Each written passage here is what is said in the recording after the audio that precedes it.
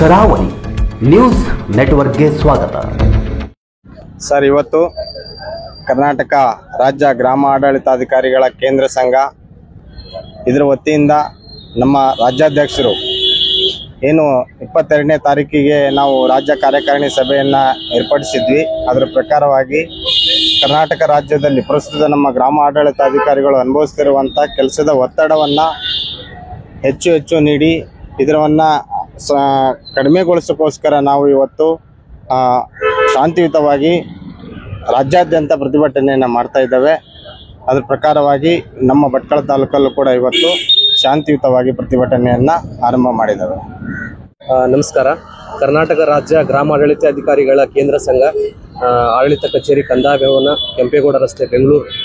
ನಮ್ಮ ಕರ್ನಾಟಕ ರಾಜ್ಯದ ಗ್ರಾಮ ಆಡಳಿತಾಧಿಕಾರಿಗಳ ರಾಜ್ಯ ಸಂಘದ ಒಂದು ನಿರ್ದೇಶನದ ಮೇರೆಗೆ ನಾವು ಇವತ್ತು ರಾಜ್ಯಾದ್ಯಂತ ಎಲ್ಲ ತಾಲೂಕು ಸಂಘಗಳ ವತಿಯಿಂದ ಇವತ್ತಿನ ದಿನ ಮುಷ್ಕರವನ್ನು ಹಮ್ಮಿಕೊಂಡಿದ್ದೇವೆ. ಈಗಾಗಲೇ ನಾವು ಮಾನ್ಯ ಸರ್ಕಾರದ ಪ್ರಧಾನ ಕಾರ್ಯದರ್ಶಿಗಳು ಕಂದಾಯ ಇಲಾಖೆಯವರಿಗೆ ನಮ್ಮ ರಾಜ್ಯ ಸಂಘದಿಂದ ನಮ್ಮ ಬೇಡಿಕೆಗಳ ಬಗ್ಗೆ ಚರ್ಚೆ ಮಾಡಿದ್ದಾರೆ. ಅದಕ್ಕೆ ಸಕಾರಾತ್ಮಕವಾದಂಥ ಸ್ಪಂದನೆ ಸಿಕ್ಕಿರುವುದಿಲ್ಲ. ಎಲ್ಲರಿಗೂ ಸಾರ್ವಜನಿಕರಿಗೂ ಗೊತ್ತಿದ್ದ ಹಾಗೆ ನಮ್ಮ ಗ್ರಾಮ ಆಡಳಿತಾಧಿಕಾರಿಗಳು ತಳಮಟ್ಟದ ಕಂದಾಯ ಇಲಾಖೆಯ ನೌಕರರಾಗಿ ಕರ್ತವ್ಯ ನಿರ್ವಹಿಸ್ತಾ ಇದ್ದಾರೆ. ಇವರಿಗೆ ಸಾಕಷ್ಟು ಸಮಸ್ಯೆಗಳಿದ್ದಾವೆ. ಸಾಕಷ್ಟು ಗ್ರಾಮಾಡಳಿತಾಧಿಕಾರಿಗಳು ಕೆಲಸದ ಒತ್ತಡದಿಂದ ದುಶ್ಚಟಗಳಿಗೆ ಬಲಿಯಾಗ್ತಾ ಇದ್ದಾರೆ. ಉದಾಹರಣೆಗಾಗಿ ಹೇಳುವುದಾದರೆ, ನಮ್ಮ ತಾಲೂಕಿನಲ್ಲಿ ಕಳೆದ 5-6 ವರ್ಷಗಳಿಂದ ಸುಮಾರು 2 ಜನ ಡೆತ್ ಆಗಿದ್ದಾರೆ. ಇದೇ ಥರ ರಾಜ್ಯಾದ್ಯಂತ ಸುಮಾರು ಜನ ಡೆತ್ ಆಗಿದ್ದಾರೆ, ದುಶ್ಚಟಗಳಿಗೆ ಬಲಿಯಾಗ್ತಾ ಇದ್ದಾರೆ. ಇದಕ್ಕೆ ಮೂಲ ಕಾರಣ ಅಂದರೆ ಕೆಲಸದ ಒತ್ತಡದಿಂದ ಆ ರೀತಿ ಆಗ್ತಾ ಇದೆ. ಮೂಲತಃ ನಮ್ಮದು ತಾಂತ್ರಿಕವಾದಂಥ ಹುದ್ದೆ ಅಲ್ಲ, ಆದರೆ ಒತ್ತಾಯಪೂರ್ವಕವಾಗಿ ನಮಗೆ ಎಲ್ಲ ತಾಂತ್ರಿಕ ಕೆಲಸಗಳನ್ನು ಮೊಬೈಲ್ ಆ್ಯಪ್ ಮೂಲಕ ಮಾಡುವಂತಹ ಒಂದು ಒತ್ತಡವನ್ನು ನಿರಂತರವಾಗಿ ಹೇರಲಾಗ್ತಾ ಇದೆ.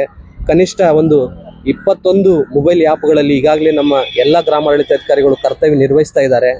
ಅದನ್ನು 23ನೇ ತಾರೀಕಿನಿಂದ ಸ್ಥಗಿತಗೊಳಿಸುವ ಬಗ್ಗೆ ಮಾನ್ಯ ಸರ್ಕಾರಕ್ಕೆ ನಮ್ಮ ರಾಜ್ಯ ಸಂಘದಿಂದ ಕೋರಿಕೊಂಡಿದ್ದೆವು.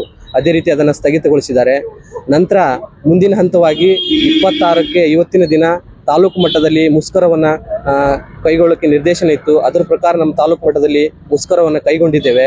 ಮುಂದಿನ ಹಂತದಲ್ಲಿ ನಮ್ಮ ರಾಜ್ಯ ಸಂಘ, ನಮ್ಮ ಜಿಲ್ಲಾ ಸಂಘದಿಂದ ಯಾವ ರೀತಿ ಒಂದು ನಿರ್ದೇಶನ ಬರ್ತದೆ, ಅದರ ಆಧಾರದ ಮೇಲೆ ನಮ್ಮ ಹೋರಾಟವನ್ನು, ನಮ್ಮ ಹಕ್ಕಿಗಾಗಿ ಹೋರಾಟವನ್ನು ನಾವು ಮಾಡಲೇಬೇಕಾಗುವಂಥ ಅನಿವಾರ್ಯತೆ ಸೃಷ್ಟಿಯಾಗಿದೆ. ಅದನ್ನು ನಾವು ಮಾಡಬೇಕಾಗಿದೆ. ಆ ರೀತಿ ಯಾವ ನಮ್ಮ ಸಂಘದ ನಿರ್ದೇಶನ ಬರ್ತದೆ ಅದರ ಪ್ರಕಾರ ಮಾಡ್ತೇವೆ.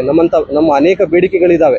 ಗ್ರಾಮ ಲೆಕ್ಕಿಗರಿಗೆ ಮೂಲಭೂತ ಸೌಕರ್ಯಗಳ ಕೊರತೆ ಸಾಕಷ್ಟು ಇದೆ.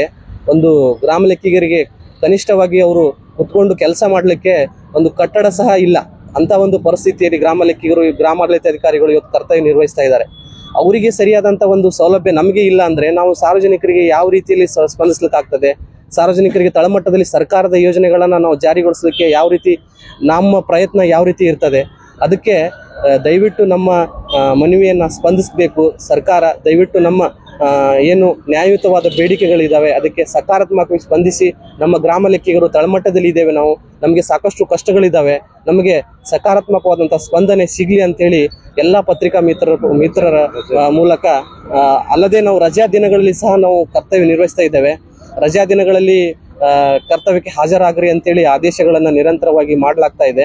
ಅದರಿಂದ ನಮ್ಮ ಕುಟುಂಬಗಳ ಒಟ್ಟಿಗೆ ನಮ್ಮ ಒಂದು ವೈಯಕ್ತಿಕ ಜೀವನ ಸಹ ಸರಿಯಾಗಿ ಕಳೀಲಿಕ್ಕೆ ಆಗ್ತಾ ಇಲ್ಲ. ಅದರಿಂದ ಸಾಕಷ್ಟು ತೊಂದರೆಗಳಾಗ್ತಿದ್ದಾವೆ.